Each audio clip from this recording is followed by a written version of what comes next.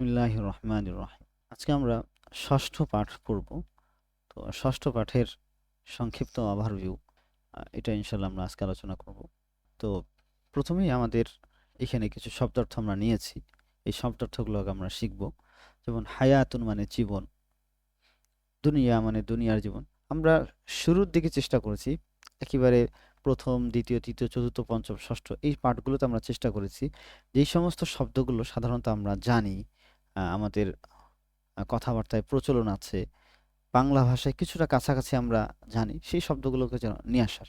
তাহলে কি হবে, যখন একজন তালিবে ইলম, একজন শিক্ষার্থী, নতুন শিক্ষার্থী সে যখন ভাষার সাথে আসবে, এসে যখন সে দেখবে যে আমি তো যে শব্দ অর্থগুলো জানি সেগুলো আমি এখানে শিখছি, তখন তার কাছে এটা প্রথম দিকে আর কোনো ভয় মনে হবে না। তার কাছে এটা খুবই কাছাকাছি মনে হবে যে এটা তো আমার জানার জিনিস। এই জন্য চেষ্টা করেছি প্রথম দিকে যে শব্দগুলো আমরা জানি সাধারণত সেগুলোকে নিয়ে আসা। যেমন হায়াত, এই শব্দটা বাংলায় প্রচলিত, হায়াত, দুনিয়া মানে দুনিয়া।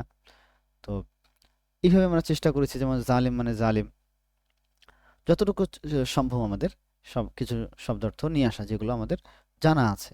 প্রথমেই আমরা এই শব্দার্থগুলো নিয়ে এসেছি। এরপরে শব্দার্থ অনুশীলন। উপরের শব্দার্থগুলো আমরা এলোমেলো করে দিয়েছি। যেমন এখানে অত্যাচারী, জালিমুন, জালিম, জীবন, হায়াতুন, আমানতদার, আমিনুন, তারপরে শেষ, আখিরুন। এইভাবে আমরা অর্থগুলো ওলটপালট করে দিয়েছি। এরপরে আমরা এখানে অনুশীলনে দিয়েছি, দ্বিতীয় অনুশীলনে এইখানে আরবি শব্দগুলোর পাশে আমরা ভুল অর্থ দিয়েছি। অর্থাৎ কোনোটাতে ভুল আছে, কোনোটাতে আবার সঠিক আছে। তো এইখানে আমাদেরকে বের করতে হবে আসলে কোনটা ভুল, কোনটা সঠিক। এইভাবে যখন আমরা অনুশীলন করব, তখন দেখা যাবে আমাদের দার্সের মধ্যেই, ক্লাসের মধ্যেই আমাদের প্রায় ৮০ ভাগ অর্থ আমাদের জানা হয়ে যাবে। যেমন এখানে জলিমন দেওয়া আছে। জলিমন মানে কি? শান্ত? না, জলিমন মানে জালিম, অত্যাচারী। এরপরে হায়াতুন মানে কি? হায়াতুন মানে জীবন। তো এখানে সঠিক অর্থটাই দেওয়া আছে। তারপরে শাহরুন মানে মাস, শাহরুন মানে মাসই দেওয়া আছে। তো এইভাবে আমাদের অর্থগুলো ওলটপালট করে দেওয়া আছে, যেন আমরা অনুশীলন করা, একটু অনুশীলনের মাধ্যমে শব্দের অর্থগুলো আমরা আয়ত্ত নিয়ে আসতে পারি।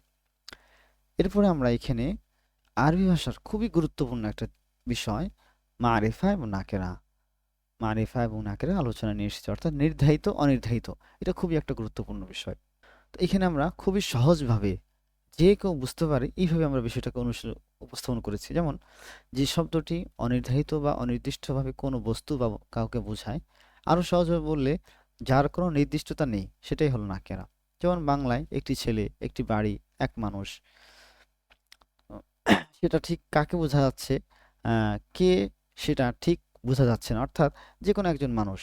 তো এটাকে বলে নাকেরা। এটা আমরা সহজভাবে নিয়ে এসেছি। নাকেরা আরো কঠিন কঠিন পরিচয় আছে, সেগুলো আমরা এখানে নিয়ে আসিনি। তো এই যে নাকের আমরা কিভাবে চিনবো, সেটা একটা সাধারণত আমরা সাধারণ কিছু লক্ষণ দিয়ে দিয়েছি যে আপনি যখন একটা শব্দ দেখবেন, এটা কি নাকেরা না মারিফা, এটা কিভাবে চিনবেন। যেমন শব্দের শেষে তানমিন থাকা, দুই জবর দুই জের দুই পেশ থাকা, নির্দিষ্ট কারণ কেউ নেই, যে কেউ হতে পারে। যেমন উদাহরণ, ওয়ালাদুন একটি ছেলে, বাইতুন একটি ঘর বা একটি বাড়ি, রজুলুন একজন মানুষ, মানে যে কেউ হতে পারে। মারিফা কাকে বলে?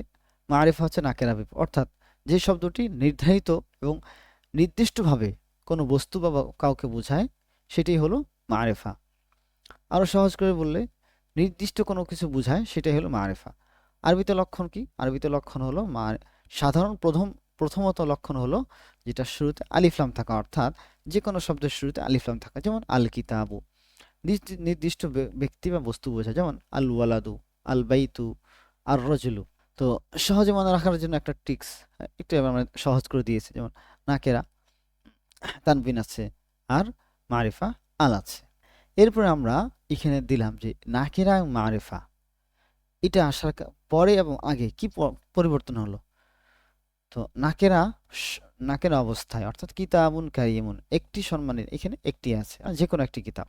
পরে আল কিতাবুল কারিম, এখানে আমরা শিক্ষার্থীদেরকে জিজ্ঞাসা করি যে আল কিতাবুল কারিম উপরের বাক্য, এটার মধ্যে কি কি পরিবর্তন। তো এখানে আমরা দুইটি পরিবর্তন দেখতে পাই। একটি হচ্ছে উপরে যে তানবিন, এই তানবিনটা পড়ে যায়, আর এখানে কিতাব টি, এই টিটা চলে আসে। এইভাবে আমরা আগে এবং পরে দুইটার মধ্যে পার্থক্য বুঝাই। এরপর আমরা অনুশীলন নিয়ে এসেছি যে আগে কি ছিল, পরে কি হলো, শব্দগত উচ্চারণে কি পার্থক্য আসলো, অর্থগত উচ্চারণে কি পার্থক্য আসলো। শব্দগত উচ্চারণে এই যে তানবিন, তানবিনটা পড়ে গিয়েছে, এখানে তানবিন নেই আর।